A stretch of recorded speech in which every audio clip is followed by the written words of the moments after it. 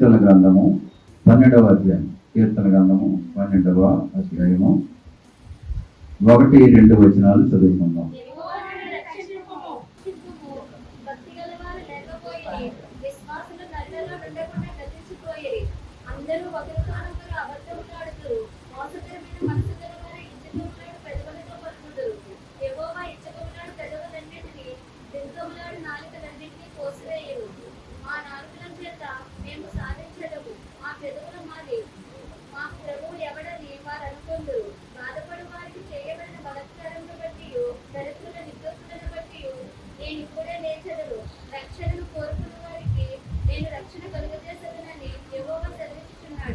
చదువుకున్న వాక్యాన్ని దేవుడు మన ఇంట్లో దీవించి ఆశీర్వదించిన గాక. అందరం కూడా కొద్ది నిమిషాలు మనం దేవుడి వాక్యాన్ని శ్రద్ధగా ఉందాం. ఈ 12వ కీర్తన 1వ వచనం, యెహోవా నన్ను రక్షింపము, భక్తి గలవారు లేకపోయేది, విశ్వాసులు నరుల్లో ఉండకుండా గతించిపోయేది. దావీదు జీవితంలో ఒంటరి పరిస్థితులు చాలా సంభవించాయి దావీదు జీవితంలో.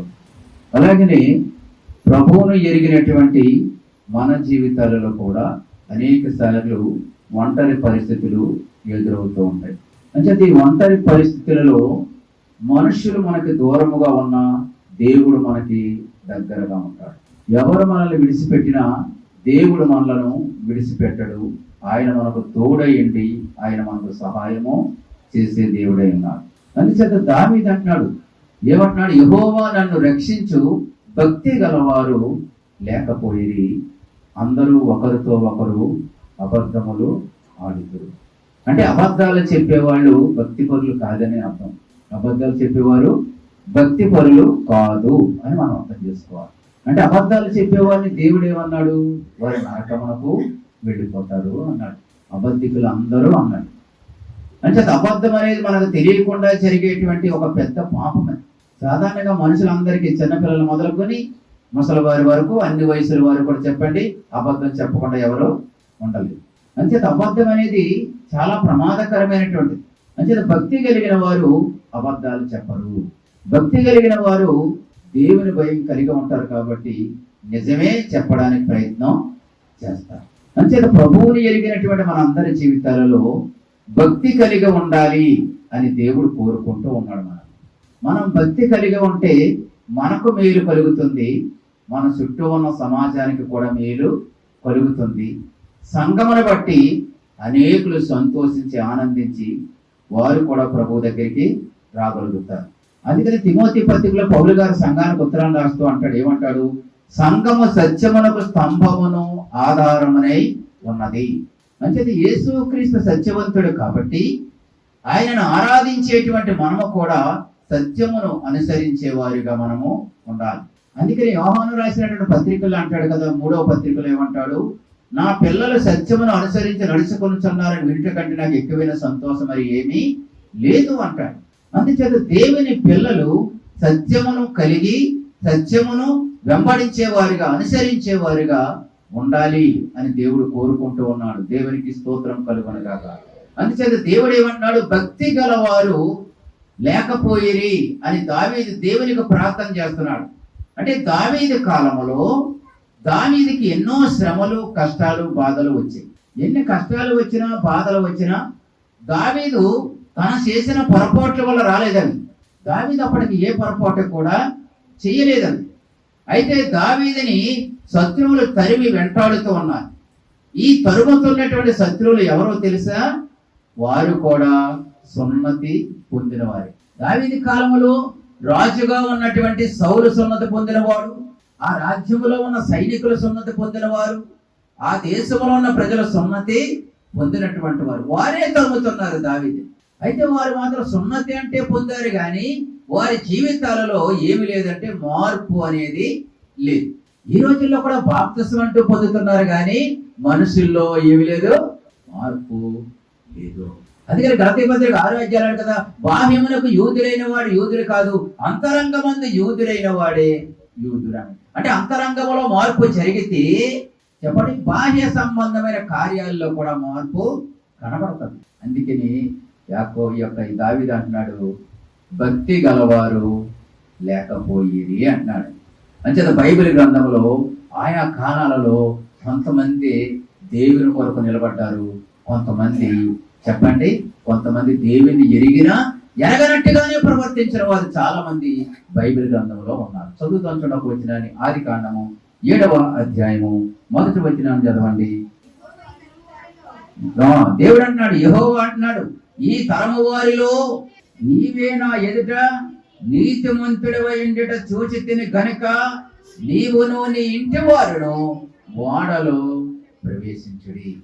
నోవహును గూర్చి దేవుడు అంటున్నాడు, నోవహు, ఈ తరము వారిలో నీవు జీవిస్తున్న ఈ కాలములో నీవు తప్ప ఇంకా ఎవ్వరికి కూడా దేవుని భయము లేదు. అంటే నోవహు కాలంలో చెప్పండి, నోవహు ఒంటరైపోయాడు. ఆ ఒక్క కుటుంబమే నిలబడ్డా దేవుని కొరకు. మిగిలిన ప్రజలు ఎవ్వరు కూడా దేవుని కొరకు నిలబడలేదు. మిగిలిన ప్రజలు ఎవ్వరు కూడా దేవుని భయం లేకుండా బ్రతుకుతూ ఉన్నారు. నోవహు సిద్ధపరిచిన ఓడ కొరకు కూడా అనేక మంది ప్రజలు వచ్చారు ఓడను సిద్ధం చేయడానికి. కానీ నోవహు మాటలు ఒక్కడు కూడా నమ్మలేదు, ఓడలోనికి ఎక్కలేదు. అంచేత కొన్ని కాలాలలో దేవుని కొరకు ఒక్కొక్కరు మాత్రమే నిలవబడగలిగారు. ఒంటరి అయిపోయారు వాళ్ళు.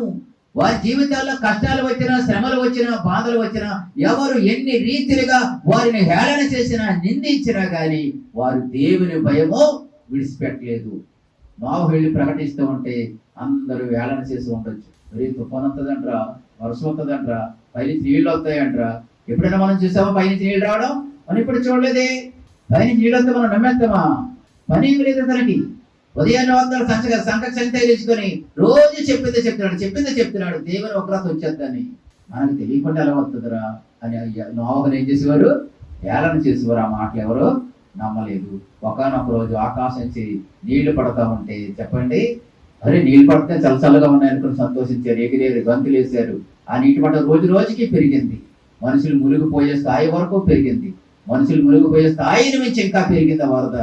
ఆ వరదలో వాళ్ళు వరదను తట్టుకోలేక వాడ దగ్గరికి వచ్చి పడుతున్నారు. నోవహు తలుపెడితే మేము కూడా వాడలోనికి వస్తాం, మేము కూడా రక్షించబడాలని ఉంది, మేము కూడా కాపాడబడాలని ఉంది. అయితే దేవుడే గడపెట్టేశాడు. తీయడం ఎవరి తరమో కాలేకపోయింది. ఆనాడు నోవహు కుటుంబం తప్ప మిగతా వారందరూ కూడా చెప్పండి జల ప్రయాణంలో నశించిపోయారు. నోవహు కాలంలో నోవహు కుటుంబం మాత్రమే దేవునికి భయపడం. దావీదు కాలంలో చెప్పండి, దావీదు కాలంలో దావీదు మాత్రం అలా ఉన్నాడు, కానీ మిగిలిన వారందరూ కూడా ఎలా ఉన్నారు చెప్పండి? ఎవరికి ఇష్టం వచ్చినట్లుగా వారు ఉన్నారు. దావీదుని ఏం చేస్తూ ఉన్నారు? తరిమేస్తూ ఉన్నారు. దావీదు ఎక్కడ కనబడితే అక్కడ దావీదుని లేకుండా చేద్దామని తరుగుతూ ఉన్నారు. అయితే వారు సున్నతి పొందలేదా? సున్నతి పొందారు. దేవుడు తెలియదా? దేవుడు తెలుసు. సున్నతి పొందారు, కానీ వారి జీవితాలలో ఏమి లేకుండా పోయిందంటే దేవుని భయం లేకుండా పోయింది. దేవుని భయం ఉన్నవాడికి ఏముంటుంది చెప్పండి? భక్తి అనేది పెరుగుతుంది. దేవుని భయం లేకపోతే భక్తి పెరగదు. దేవుని భయం లేకపోతే ఈ శరీరాన్ని బట్టి ఉప్పొంగిపోతూ ఉంటాం. మనం శరీరం ఉప్పొంగ చేస్తూ ఉంటది. శరీరం దేవుని మాటకు లోపడకుండా చేస్తుంది. ఈ శరీరం మనిషిని ఏం చేస్తూ ఉంటది? దేవుని మాటకు లోపడకుండా చేసి ఇష్టానుసారముగా మాట్లాడేటట్టుగా, ప్రవర్తించేటట్టుగా చేస్తుంది. అంటే దావీదు కాలంలో రాజు సైనికులు, ఆ దేశంలో ఉన్నటువంటి అనేకమైన ప్రజలు దావీదుని ఎంతో హింస పెట్టడానికి ప్రయత్నం చేశారు. కానీ దావీదు భక్తి కలిగి ఉన్న కారణం చేత దేవుడు దావీదుని కాపాడాడు. దావీదును తరిమిన వారిని దేవుడు లేకుండా చేశాడు. అందుచేత మనం ఏమి కలిగి ఉండాలి చెప్పండి? భక్తి కలిగిన బిడ్డలుగా మనము ఉండగలగాలి. భక్తి ఈ రోజుల్లో భక్తి కలిగిన వారు చెప్పండి చాలా తక్కువ. ఒక సంఘంలో 100 మంది ఉంటే ఆ 100 మందిలో దేవుని భయం కలిగిన వాళ్ళు 10 మంది కూడా ఉండడం కష్టమనిపిస్తుంది. ప్రస్తుత రోజుల్లో సంఘాల పరిస్థితి ఎలా ఉంది? మా సంఘంలో 200 ఉన్నారు, 300 ఉన్నారు, 500 ఉన్నారు, 1000 ఉన్నారు, 1,00,000 ఉన్నారు, 80 ఉన్నారు, 2 లక్షలు ఉన్నారు చెప్పుకోవడానికి తప్ప సంఖ్య. కానీ నిజముగా దైవ భయం కలిగి భక్తి చేస్తున్న వాళ్ళు ఎంతమంది ఉన్నారన్నది ఆలోచన చేయండి. అయితే దైవ భయం కలిగిన వారికి కొన్ని లక్షణాలు ఉంటాయి. దైవ భయం కలిగిన వారు కొన్ని లక్షణాలు కలిగి ఉంటారు. దైవ భయం కలిగిన వాడికి ఎల్లప్పుడూ దేవుని భయం ఉంటది.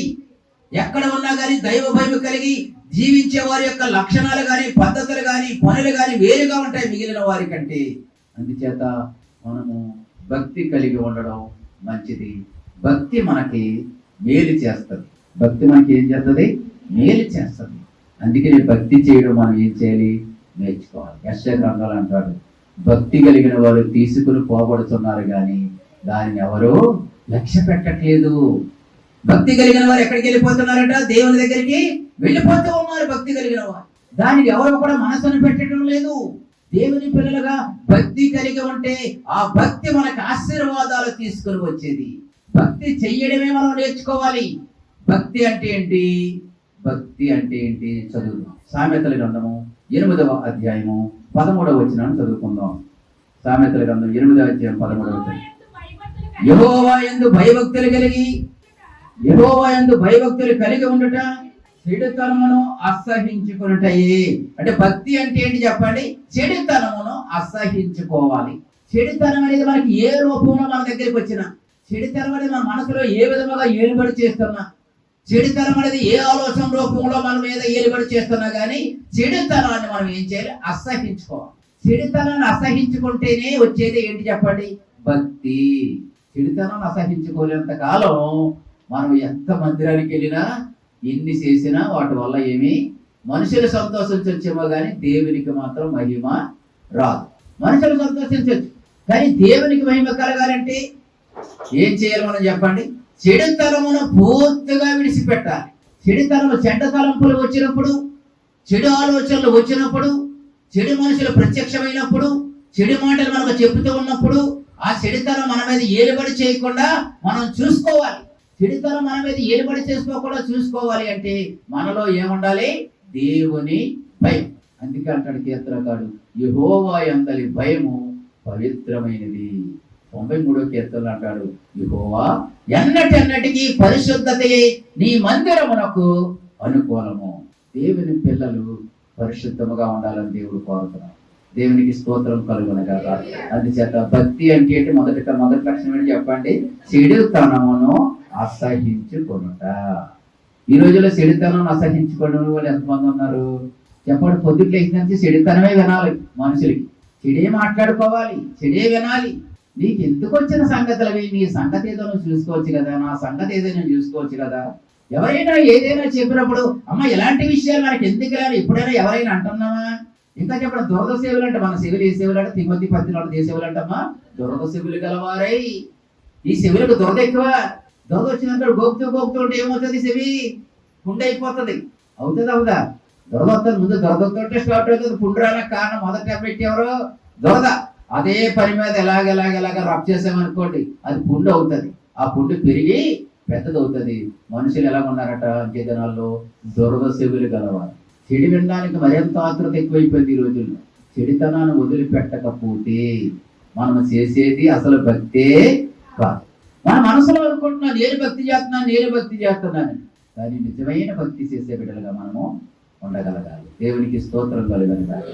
నేను భక్తి చేస్తున్నాను కదా, నేను ఎంత భక్తి చేస్తున్నాను అని ఇష్టానుసారంగా మాట్లాడేవనుకోండి అది కూడా భక్తి కాదు అన్నాడు దేవుడు. యాకోబు పత్రిక 1వ అధ్యాయంలో చదువుతారు చూడండి. యాకోబు పత్రిక 1వ అధ్యాయంలో భక్తిని కూర్చున్నటువంటి మాట మనం అక్కడ చదువుతాం చూడండి.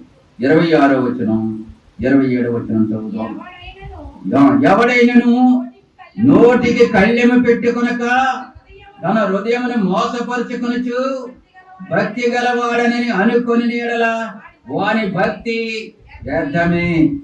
తండ్రి అయిన దేవుని ఎదుట పవిత్రమును నిష్కలంకమైన భక్తి ఏదనగా దిక్కులేని పిల్లలను, విధవరాండ్రను వారి ఇబ్బందులు పరామర్శించుటయు, ఇహలోక మాలిన్యము తనకంటకుండా తన్ను తాను కాపాడుకొనుటయునే.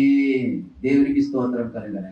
ఎవడైనాను తాను భక్తి గలవని అనుకొని నోటికి కళ్ళు పెట్టుకోనకుండా నేను ఎంత భక్తి చేస్తానో తెలుసా, నేను ఎంత వాక్యం చదువుతానో తెలుసా, నేను ఎంత ప్రార్థన చేస్తానో తెలుసా, నా అలాగే ఎవరు ఉండరు తెలుసా అనుకుని ఇలాగ మనం చెప్పండి మన కోసం మనం చెప్పేసుకున్నాం అనుకోండి, ఎక్కడ పడితే అక్కడ మనం ఏమినట్టు. అందుకే అన్నారు పెద్దలు, నిండుకొండ తొనకదు అన్నారు. అని చెప్పాలి. ఎంత భక్తి కలిగి ఉన్నా కానీ మనం ఏం చేయాలి? ఇంకా దేవుని సన్నిధిలో అణిగిమణిగే ఉండాలి. మనం ఎంత భక్తి కలిగి ఉన్నా దేవుని సన్నిధిలో అణిగిమణిగి ఉంటే దేవుడు అది మనకి ఆశీర్వాదకరంగా మార్చే దేవుడే అన్నాడు. దేవునికి స్తోత్రం కలుగునగా. హల్లెలూయా. అంచేత భక్తి చెయ్యాలంటే చెప్పండి ఏంటి? మొదటి ఏంటి? చెడుతనమును అసహించుకోవాలి. చెడుతనాన్ని ఏం చేయాలి? అసహించుకోవాలి. చెడుతనాన్ని అసహించుకోలేకపోతే భక్తి చేయలేం. మరి దావీదు చెప్పండి, దావీదు భక్తి కలిగిన వాడే. దావీదు యొక్క శత్రువులు దావీదుని చంపడానికి చూస్తా ఉన్నారు. అయితే ఒకానొక సమయంలో దావీదు శత్రువులు దావీదు చంపే అవకాశం వచ్చింది. అప్పుడు దావీదు ఏమన్నాడో తెలుసా? ఇతడు దేవుని చేత అభిషేకించబడిన వాడు, ఇతను జోలికి నేను వెళ్ళకూడదు, ఇతను ముట్టకూడదు, నేను దేవుడే మా ఇద్దరికి తీర్పు తీర్చాలి అన్నాడు. అంతే. దావీదు అతన్ని ఏమీ చేయకుండా వెనక్కి వచ్చేసాడు. అప్పుడు శత్రువు అన్నాడు, దావీదు యొక్క విరోధి అన్నాడు, కుమారుడా, నువ్వు నాకంటే నీతిమంతుడురా, నేను నిన్ను చంపాలనుకుంటున్నాను, కానీ నేను నీ చేతికి చిక్కినా నువ్వు నన్ను ఏమీ చేయలేదు, నువ్వు నాకంటే నీతిమంతుడు, దేవుడు నిన్ను దీవించుగాక అన్నాడు. దేవునికి స్తోత్రం కలిగాడు. దావీదు శత్రువు చనిపోతే, అతడు చంపబడితే దావీదు ఉపవాసం ఉండి ఏడ్చాడు. తండ్రి, వారు నాకంటే బలవంతులు కదా, అర్ధాంతరంగా వారి జీవితాలు ముగిసిపోయి ఏంటి? చూసారు, భక్తి కలిగిన వాడు మనసులో ఏముంటది? జాలి. భక్తి కలిగిన వాడి జీవితంలో జాలి ఉంటది, కనికరం ఉంటది. ఎదుటివాడు బాధపడతా ఉంటే సంతోషించాడు, కానీ వాడి యొక్క బాధలో తన బాధను తను కూడా పంచుకోవడానికి ప్రయత్నం. అందుకని దావీదు అంటున్నాడు, దేవా, భక్తి గలవారు లేకుండా పోయారు, అందరూ ఒకరితో ఒకరు ఏం చెప్తున్నారట? అబద్ధాలే చెప్తున్నారు. దేవుని పిల్లలుగా మనం ఎలా ఉంటున్నాం ఆలోచన చేయండి. అంచేత మనం ఏం చేయాలి? మొదటి ఏం చేయాలి చెప్పండి? భక్తి కలిగి ఉండాలంటే మొదటి లక్షణం ఏంటి? చెడుతనమును అసహించుకోవాలి. చెడుతనాన్ని ఏం చేయాలి? అసహించుకోవాలి. చెడు చేసే మనుషుల జోలికి మనం వెళ్ళకూడదు. చెడులో ఉన్న మనుషుల కొరకు ప్రార్థన చేయాలి, కానీ వారి దరిదాపులకు మనం వెళ్ళకూడదు. చెడు చెప్పే మనుషుల దగ్గరకు కూడా మనం వెళ్ళకూడదు. చెడు చెప్పే మనుషుల దగ్గరికి అయితే చెడే చెప్తారు వాళ్ళు. చెడు చేసే మనుషులతో తిరిగితే చెడే అవుతుంది మనకి. వారి కొరకు మనం ప్రార్థన చెయ్యాలి, కానీ వారికి మనం దూరంగానే ఉండాలి. దేవునికి స్తోత్రం, హల్లెలూయా. అందుచేత మొదటిగా చెడుతనాన్ని ఏం చేయాలి? అసహించుకోవాలి. రెండవది సామెతల గ్రంథం 16వ అధ్యాయం 3వ వచనం చదువుతాను చూడండి. సామెతల గ్రంథం 16వ అధ్యాయం 3వ వచనం. నీ పనుల భారము యెహోవా మీద ఉంచుము, అప్పుడు నీ ఉద్దేశములో సఫలమగును. అంటే భక్తి కలిగిన వాడు ఏం చేస్తాడు? రెండవ మాట ఏంటంటే దేవుని మీద ఆధారపడతాడు. ఈ చదువుకున్న వాక్యంలో అంటే తాత్పర్యం అది, ఆ వాక్యం యొక్క అర్థం అది. నీ పనుల భారం యెహోవా మీద ఉంచము, అప్పుడు నీ ఉద్దేశములు సఫలమగును. అంటే నీకున్నటువంటి అవసరతలు కానీ, సమస్యలు కానీ, ఇబ్బందులు కానీ, మరి ఏ విధమైన బాధ నీకు కలిగినా అదంతా కూడా ఎవరికి అప్పగించాలి? దేవునికి. దేవునికి అప్పగిస్తున్నావు అంటే దాని అర్థం ఏంటి? నువ్వు దేవుని మీద ఆధారపడుతున్నావని. మనం దేవుని మీద ఆధారపడే వారికి కూడా భక్తి కలిగిన వాడు దేవుని మీదే ఆధారపడతాడు. చెప్పండి, మనుష్యుల మీద ఆధారపడతాడు. ఎవరి మీద ఆధారపడుతున్నాం మనం? ఆలోచన చేయండి. దేవుని మీద ఆధారపడుతున్నావా, లేదా మనకు కలిగిన బలం మీద ఆధారపడుతున్నామా? మనకు కలిగిన బలం కొంతవరకే ఉంటది. బ్రతికినంత కాలం బలం ఉంటుందా శరీరంలో? చెప్పండి. దేవుని మీద ఆధారపడినాడు. దేవుడు ఏమన్నాడు? నీతిమంతులు ఎడవబడ్డం కానీ, వారి సంతానం భిక్షమెత్తడం కానీ నేను ఎన్నడూ చూడలేదని దావీదు సాక్ష్యం చెప్పాడు. దేవుని పిల్లలుగా మనం ఎవరి మీద ఆధారపడాలి? దేవుని మీద మనం ఆధారపడితే ఆయన మన జీవితాలను ఆశీర్వాదకరముగా మార్చే దేవుడై ఉన్నాడు. అందుకే మన కలిగిన వాటి మీద, మన శక్తి మీద, మన బలం మీద, మన అధికారం మీద మనం ఆధారపడ్డాం. బలం అనేది ఎలాగ వదిలి వెళ్ళిపోతుందో, సంపద అనేది ఎలా వదిలి వెళ్ళిపోతుందో, అధికారం అనేది కూడా ఏదో ఒక రోజు వదిలి వెళ్ళిపోయే అవకాశం ఉంటది. కానీ దేవుడు శాశ్వతుడు. ఆయన్ని మనం బలంగా పట్టుకుంటే, ఆయన మీద మనం ఆధారపడితే ఆయన మనల్ని ఎన్నడూ విడిచిపెట్టేవాడు కాదు. అందుచేత భక్తి కలిగిన వాడు ఏం చేస్తాడు? చెడుతనానికి దూరంగా ఉంటాడు. రెండవది, భక్తి కలిగిన వాడు దేవుని మీద ఆధారపడతాడు. దేవునికి స్తోత్రం కలుగుతాడు. అంచేత మనం ఎవరి మీద ఆధారపడతాం? ఎప్పటి వరకును? దీవించబడే వరకునా?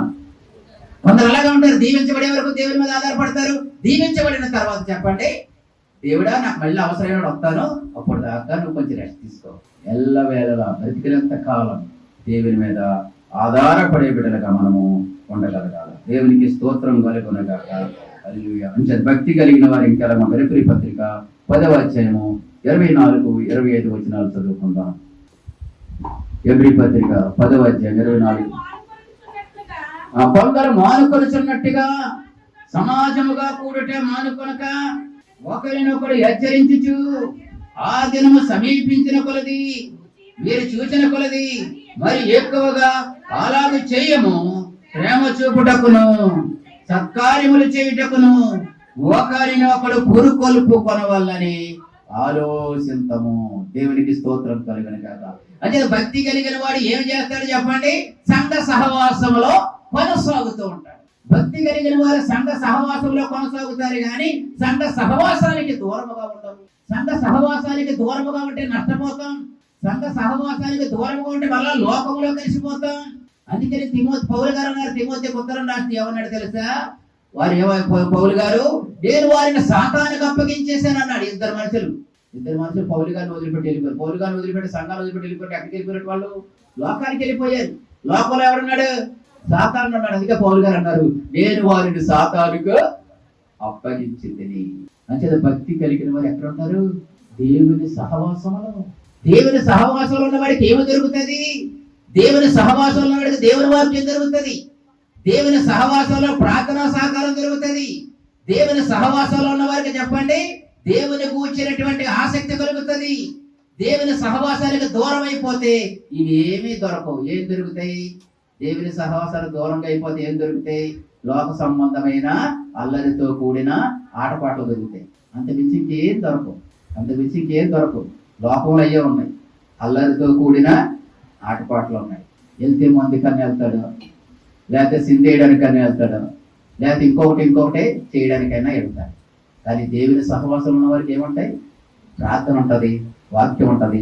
మన కష్ట సమయాల్లో మన కొరకు ప్రార్థన చేయడానికి కొంతమంది దేవుని బిడ్డలు ఉంటారు, దేవుని సేవకులు. సంఘ సహవాసంలో ఉన్న వారికి కలిగే ప్రాముఖ్యమైన విషయాలు మన దగ్గరకు వచ్చి పట్టుకొచ్చేవక్కర్లే. సహవాసంలో అంటే ప్రాముఖ్యంగా మనకు దొరికేవి. అందుచేత సంఘ సహవాసానికి ఎవరు కూడా దూరముగా ఉండకూడదు. దేవుని వాక్యం హెచ్చరిస్తుంది. ఎబ్రీ క్రైస్తవులతో పౌలు గారు అంటారు, కొందరు మానుకొనిచున్నట్టుగా సమాజముగా సంఘముగా కూడుట మీరు మానుకోవద్దు. సంఘానికి దూరముగా ఉంటే మన కొరకు ఎవరు ప్రార్థన చేస్తారు? సంఘానికి దూరముగా ఉంటే మన కొరకు ఎవరు మొరపెడతారు? సంఘానికి దూరంగా ఉంటే మన ఆపద సమయాలలో, కష్ట సమయాలలో దేవుల్లో ప్రార్థన చేయడానికి మనకు కొంతమంది అవసరం కదా. మనకి వాళ్ళు ఎక్కడ దొరుకుతారు? దేవుని సంఘములోనే. అందుచేత దేవుని సంఘములో మనం ఉంటే దేవుని సంఘములో ఉన్న బిడ్డలు మన కొరకు ఏం చేస్తారు? ప్రార్థన చేస్తారు. దేవునికి స్తోత్రం కలుగును గాక. హల్లెలూయా. ఎన్ని విషయాలు విన్నాం? ఎన్ని? మొదటి మాట ఏంటి చెప్పండి? చెడుతరమును అసహించుకోవాలి. రెండవది దేవుని మీద ఆధారపడాలి. మూడవది సంఘ సహవాసములో కొనసాగాలి. నాలుగవ సంగతి చదువుతాను చూడండి. 4వ సంగతి గలతీ పత్రిక 1వ అధ్యాయము 18వ వచనాన్ని చదువుకుందాం. అటుపైన 3 సంవత్సరములైన తరువాత కేఫాను పరిచయం చేసుకుని వాళ్ళని అతనితో కూడా 15 దినములుంటిని. దేవునికి స్తోత్రం కలుగును గాక. హల్లెలూయా. పౌలు గారు యేసుని ఎరిగిన తర్వాత ఆయన 3 సంవత్సరాలు ఏకాంతముగా ఒంటరిగా దేవునితో టైము 3 సంవత్సరాలు ఒంటరిగా దేవునితో సమయం గడపడానికి కేటాయించేసుకున్నాడు. 3 సంవత్సరాలు పగలు రాత్రిలో కూడా దేవుని సహవాసమే. పాత నిబంధనలో మోషే గారు దేవునితో చెప్పండి 40 రోజుల సమయం గడిపి ఏకాంతంగా ఒంటరిగా. అంటే ఏకాంత సహవాసము దేవునితో చేయడం అవసరం. ఎవరికి? భక్తి కలిగిన వారు ఒంటరిగా లేక ఏకాంతంగా దేవునితోటి సమయం గడుపుతారు. ఏకాంతంగా ఒంటరిగా ప్రార్థన చేస్తున్నారా? ఒంటరిగా ఏకాంతంగా వాక్యం చదువుతున్నారా? ఆలోచన చేయాలి. ఏకాంతముగా దేవునితోటి మనం ఎంత సమయం గడుపుతామో అంత మనకు ఆశీర్వాదమే. ఇలా సంఘ సహవాసంగా కూడుకోవడం మంచిదే. సంఘముతో కలిసి ప్రార్థన చేయడం మంచిదే. సంఘముతో కలిసి వాక్యం వినడం మంచిదే. ప్రార్థన చేయడం మంచిదే. కానీ మన వ్యక్తిగత జీవితంలో ఒంటరిగా దేవునితోటి సమయం గడిపేవారిగా మనం ఉండాలి. ఎంతమంది గడుపుతున్నారు ఒంటరిగా దేవునితో సమయం? ఎన్ని గంటలు గడుపుతున్నారు? ఆలోచన చేయండి. దేవునితో ఎంత గడుపుతున్నారు? లోక సంబంధ విషయాలతో ఎంత గడుపుతున్న సమయం ఆలోచన చేయండి. ఏకాంతముగా ప్రార్థన చేయాలి. పౌలు గారు ఎన్ని సంవత్సరాలు? 3 సంవత్సరాలు ఒంటరిగా దేవునితో సమయం గడిపి ఆ తదుపరి వచ్చి గొప్ప పరిచర్య చేశారు. పరిచర్యలోకి వచ్చిన తర్వాత కూడా మరలా ప్రార్థన వాక్యమే. అందుకని అనేక వేల సంఘాలు స్థాపించడానికి దేవుడు అతనికి కృపనిచ్చాడు. అందుచేత ఏకాంతంగా దేవునితో ఏం చేయాలి మనం చెప్పండి? సమయం గడపాలి. మీరు ఒక సమయం పెట్టుకోవాలి. ఉదయమా, మధ్యాహ్నమా, సాయంత్రమా, ఏదో ఒక సమయం పెట్టుకోవాలి. మీకు వీలుగా ఉన్న సమయం పెట్టుకోవాలి. ఆ వీలుగా ఉన్న సమయం పెట్టుకొని ఏకాంతంగా దేవుని సన్నిధిలో ఏం చేయాలి? ప్రార్థన చేయాలి. వాక్యం బైబిల్ దగ్గర పెట్టుకుని పాఠముకు దగ్గర పెట్టుకుని పాటలు పాడుతూ వాక్యం చదువుతూ ప్రార్థన చేస్తూ ఏకాంతముగా దేవునితోటి సహవాసం చేసేవారిగా ఉండగలగాలి. అలాగే ప్రార్థన ముగించిన తర్వాత ఆ ప్రార్థన చేసిన స్థలంలో ఒక 10-15 నిమిషాలు మౌనంగా ఉండాలి. మౌనంగా ఉంటే అప్పుడు దేవుడు మాట్లాడతాడు. జరగబోయే సంగతులు దేవుడు చూపెడతాడు. ఎవరి కొరకు ప్రార్థిస్తున్నామో వారి కొరకు పేరు పెట్టి దేవుడు మరలా మనతో మాట్లాడతాడు. అందుకని ఏకాంత సమయము చాలా ప్రాముఖ్యమైనది. ఈ రోజుల్లో చాలా మందికి ఏకాంతంగా దేవుని దగ్గరతో గడిపే అనుభవం లేదు. చాలా మంది గడపలేకపోతున్నారు.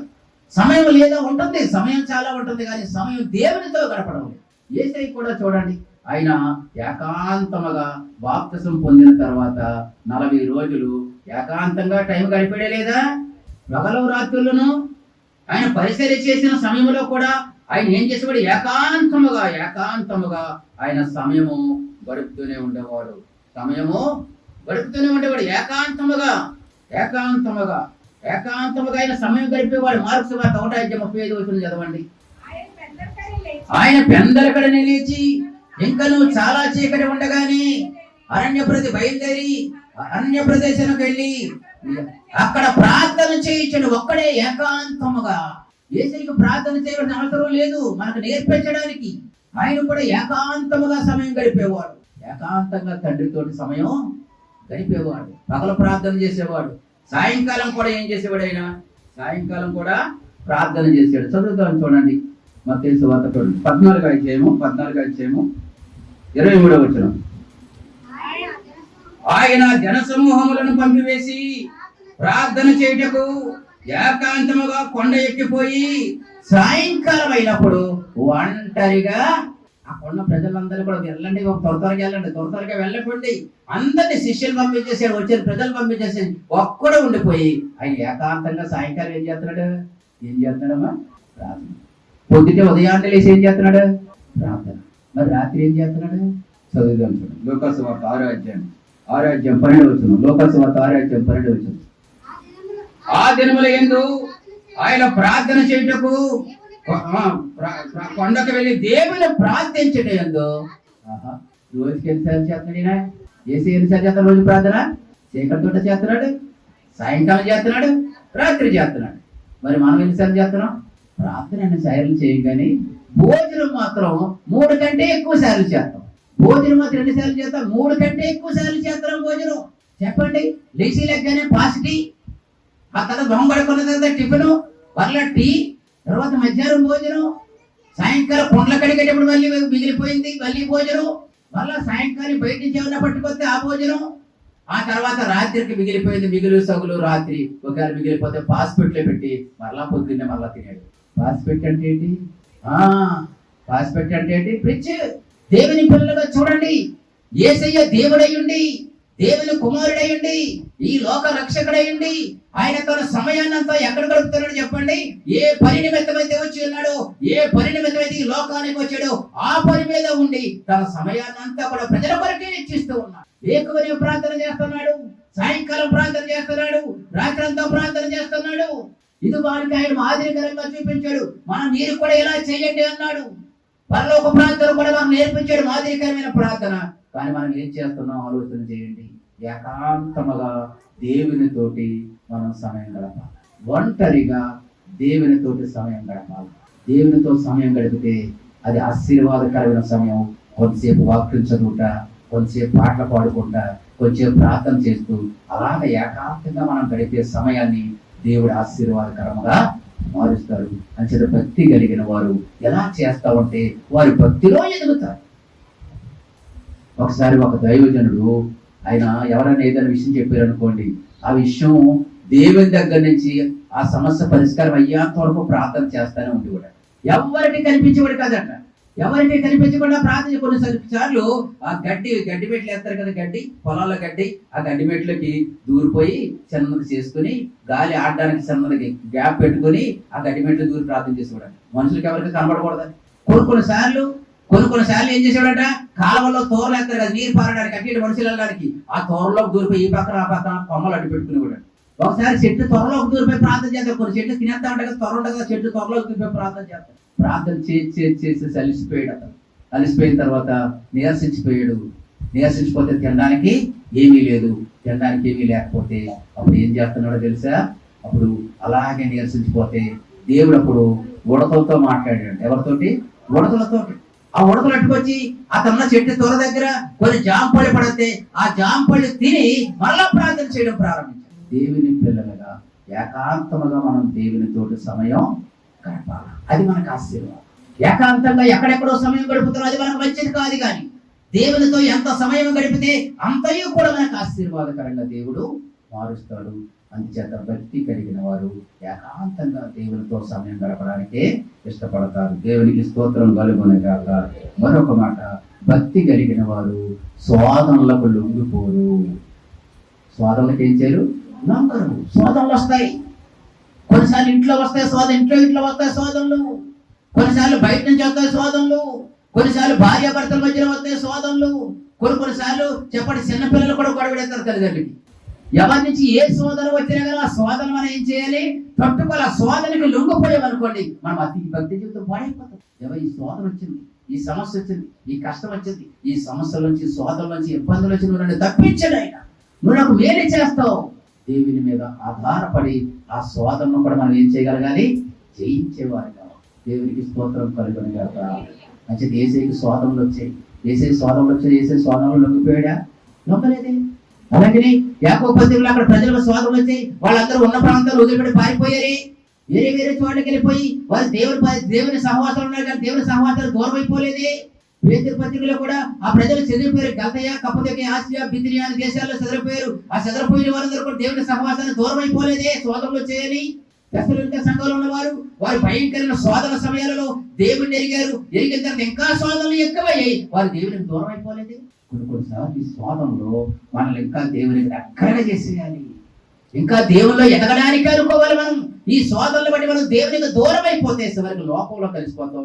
లోకంలో కలిసిపోతే చివరికి ఏమవుతుంది తెలుసా? భ్రష్టులం అయిపోతాం. మరలా మనం భక్తి నేర్చుకోవడం చాలా కష్టము.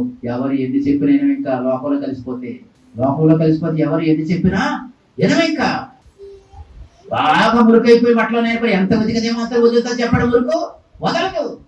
లోకంలో కలిసిపోయిన మళ్ళా దేవుల్లో తీసుకురావడం కూడా చాలా కష్టం. అందుకనే శోధనలకు మనం ఏం చేయకూడదు? లొంగిపోకూడదు. శోధనలు వస్తాయి, నాకైనా వస్తాయి, నీకైనా వస్తాయి, ఎవరికైనా వస్తాయి. కానీ శోధనలకు ఏం చేయకూడదు? లొంగిపోకూడదు. యోగుడి శోధన వచ్చింది, దేవుడు తెలిసాడా? వదలలేదే. అబ్రహాం పరీక్ష వచ్చింది, దేవుడు తెలిసాడా? వదలలేదే. యాకోబు కష్టం వచ్చింది, దేవుడు తెలిసాడా? వదలలేదే. యోసేపు శోధన వచ్చింది, దేవుడు తెలిసాడా? వదలలేదే. దానియేలుకు శోధన వచ్చింది, దేవుడు వదిలేసాడా? వదలలేదే. షడ్రకు, మేషకు, అబేద్నెగోకు శోధన వచ్చింది, దేవుడు వదిలేసాడా? వదలలేదే. మరి మనం ఎందుకు వదిలేస్తున్నాం? శోధనలో మనం ఇంకా ధైర్యముగా దేవుల్లో నిలబడాలి, దేవుని అడగాలి. దేవునికి స్తోత్రం కలుగును. అందుచేత భక్తి కలిగిన వారు ఏం కలిగిన వారు? భక్తి కలిగిన వారు చెడుతనాన్ని అసహించుకుంటారు. మొదటి విషయం. భక్తి కలిగిన వారు దేవుని మీద ఆధారపడతారు. రెండో విషయం. భక్తి కలిగిన వారు సంఘ సహవాసంలో కొనసాగుతారు. మూడో విషయం. నాలుగో విషయం, ఒంటరిగా దేవునితో సహవాసం చేస్తారు. ఐదవది, శోధనలకు లొంగిపోరు. భక్తి కలిగి ఉండాలంటే ఈ సంగతులన్నీ మనకు చాలా అవసరం. భక్తి కలిగిన వారు ఏం చేయాలి? మరి భక్తి కలిగిన వారు ఏం చేయాలి? మంచి పనులు చేసేవారిగా ఉండాలి. మత్తయి 5:16 ప్రకారంగా మనుష్యులు మీ సత్క్రియలను చూచి పరలోకమందున్న మీ తండ్రిని మహిమపరిచినట్లు వారి ఎదుట మీ వెలుగు ప్రకాశం పనియడం అన్నాడు దేవుడు. అంటే భక్తి కలిగిన సత్ అంటే మంచి, క్రియ అంటే పనులు, మంచి పనులు చేసే బిడ్డలుగా మనము ఉండాలి. తీతు పత్రికలో ఉన్న సారాంశం ఏంటంటే క్రైస్తవులు సత్క్రియలు చేయడం ఆసక్తి కలిగిన వారిగా ఉండాలి. అంటే మంచి పనులు చేయడానికి ఏముండాలి? ఆసక్తి ఉండాలి మనకి. అందుకని అంటాడు కదా తీతు పత్రికలో, సత్క్రియలు ఆసక్తి గల ప్రజలు దేవుడు తన కొరకు ఏర్పాటు ఎందుకు ఏర్పాటు చేసుకున్నాడు? మంచి పనులు చేయడానికి, భక్తి కలిగి మంచి పనులు చేయడానికి. దేవునికి స్తోత్రం కలుగునగాక. అంటే మంచి పనులు చేసేవారిగా ఉండాలి. మనం పొందుకున్న మేలును గురించి ఇతరులకు సాక్ష్యం ఇచ్చేవారిగా ఉండాలి. అంతేకాకుండా దేవుని సువార్త చెప్పేవారిగా మనం ఉండాలి. ఆత్మలను రక్షించేవారిగా మనము ఉండాలి. భక్తి కలిగిన వారు. మనకు మంచి తెలిసింది, దేవుడు తెలిసాడు, రక్షణ అంటే అర్థమైంది, పరలోకం అంటే అర్థమైంది, దేవుని మనకు మేలు చేస్తున్నాడు. అంచేత ఇంకా రక్షణ లేని ప్రజలకు, మారు మనసు లేని ప్రజలకు మనం ఏం చేయాలి? యేసయ్య కోసం సాక్ష్యం ఇచ్చి యేసయ్య సువార్త చెప్పి వారిని కూడా ప్రభువులోనికి మనము నడిపించగలగాలి. ఎవరి మట్టుకు వాళ్ళు, ప్రభువా నా మట్టుకు నేను నా ఇంటి వారిని సంధిగా నడిపించుకోవాలి, ఒక్క ఆత్మని రక్షించాలి, ఒక్క ఆత్మని నాతో పాటుగా పరలోకానికి తీసుకుని వెళ్ళాలి. ఆ ప్రభు నాకు దయచేయి, నన్ను దర్శించు, నన్ను బలపరచు. ఆసక్తి ఉంటే ఆసక్తిని దేవుడు ఏం చేస్తాడు? ఆశీర్వాదకరంగా మారుస్తాడు. దేవునికి స్తోత్రం కలుగునగాక. అందుచేత మనం అందరం కూడా ఏం కలిగి ఉండాలి? మనము ఏం కలిగి ఉండాలని దేవుడు కోరుకుంటున్నాడు? భక్తి కలిగి ఉండాలని దేవుడు కోరుకుంటూ ఉన్నాడు. అందుకే దావీదు అంటున్నాడు, యెహోవా నన్ను రక్షించు, భక్తి గలవారు లేకపోయేది, విశ్వాసులు నరులలో ఉండకుండా గతించిపోయారు. నాయన అందరూ ఒకరితో ఒకరు అబద్ధములు ఆడుతున్నారు, మోసకరమైన పెదవులు గలవారై వెచ్చకములు ఆడుతున్నారు. అయ్యా నేనైతే నీ అందు భయభక్తులు కలిగి ఉన్నాను, నన్ను రక్షించు అని ప్రార్థన చేస్తున్నాం. మన మట్టుకు మనం ప్రార్థన చేద్దాం. నీ మట్టుకు నీవు ప్రార్థన చేయాలి. ఎవరి మట్టుకు మనం ప్రార్థన చేయాలి? దేవా నేను భక్తి కలిగిన బిడ్డగా ఉండాలి, నీ శక్తి కలిగిన బిడ్డగా నేను ఉండాలి, నీ మీద ఆధారపడే బిడ్డగా నేను ఉండాలి. పరిశుద్ధాత్మదేవా నాయన నీ సన్నిధి నాకు తోడుగా ఉంచు నాయన. నీ ఆత్మాభిషేకం కలిగిన బిడ్డగా, మీ యందు భయభక్తులు కలిగిన బిడ్డగా నేను జీవించడానికి నాకు సహాయం దయచేయండి. అయ్యా నేను నీ మీద ఆధారపడాలి, నీ శక్తిని నేను పొందాలి, నీ శక్తి కలిగిన కార్యాలు నా జీవితంలో జరిగించుతండి అని ప్రార్థన చేస్తాను. ప్రేమగల మా తండ్రి, కృపగల మా యేసయ్య, దయగలిగిన మా ప్రభువా, వినిన మీ మాటలను అందరికీ ఆశీర్వాదకరంగా చేయండి. మీ మాటల ప్రకారంగా జీవించగలిగే కృపగా ఇచ్చేయండి. యేసు నామములో అడుగుతున్నాం తండ్రి, ఆమేన్.